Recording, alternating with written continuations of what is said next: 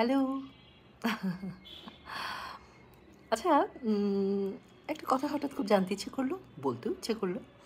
উম, সেটা হচ্ছে ভাত, ডাল, মাছ, মাংস, এগুলো তো আমরা সবসময়ই খাই।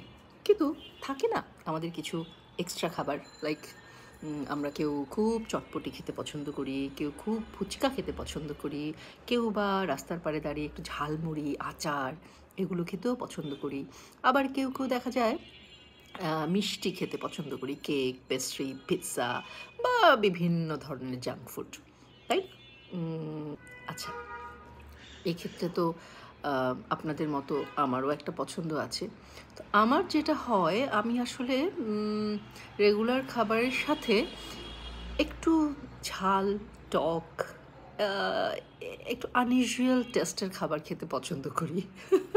আমার মিষ্টি খুব একটা পছন্দ নয়, সো মিষ্টি পার্টটাকে আমি একটু বাদ দিয়ে রেখে একটু ঝাল ঝাল, কখনো সেটা ফুচকা হতে পারে, কখনো চটপটি হতে পারে, কিংবা রাস্তার পাশে যদি আমি ঝালমুড়ি দেখি আমার জিভে জল চলে আসে। ঝালমুড়ি খেতে আমার ভীষণ পছন্দ। আবার আমাদের এখানে একটা ফুচকা আছে উত্তরাতে, ওটাকে সবুজের ফুচকা বলে, একেবারে আজমপুরে রাজুক মার্কেটের একটু আগে। ওইখানে চলে যাই হঠাৎ হঠাৎ ফুচকা খেতে। তো এইরকম আর কি। আর বাসায় মাঝে মধ্যে একটু একটু ঝাল ঝাল জিনিস তৈরি করে খেতে ভালোই লাগে, যেমন দই ফুচকাটা খেতে আমার ভীষণ ভালো লাগে। আমি বাসায় বানায়ও কিন্তু দই ফুচকা মাঝে মাঝে, এবং আই থিঙ্ক ভালোই হয়, কেউ খারাপ বলেনি এখনও, এবং সবাই খেতেই চায়, মজা করে খেতে চায়। আর আজকে আমি একটা জিনিস বানিয়েছি, সেটা হচ্ছে ঝাল চিড়ে ভাজা। এই যে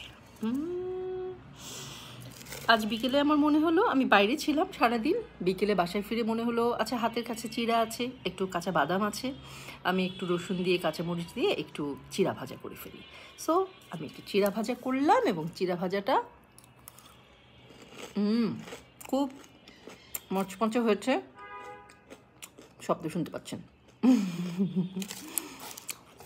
রসুনটা তো খুবই হেলদি, কাঁচামরিচও হেলদি, বাদামও হেলদি, সব কিছু মিলিয়ে আমি এখন একটা জম্পেশ চিড়ে ভাজা খাবো, সাথে একটু কফি করে নেব।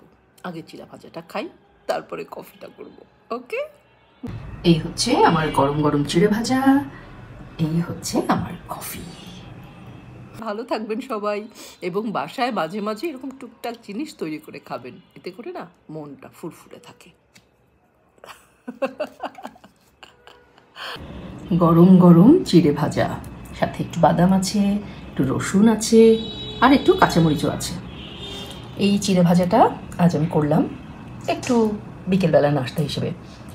একটু কফি খাবো, সাথে একটু চিড়ে ভাজা, আর কি লাগে বলুন তো? ধোয়া ওঠা কফি।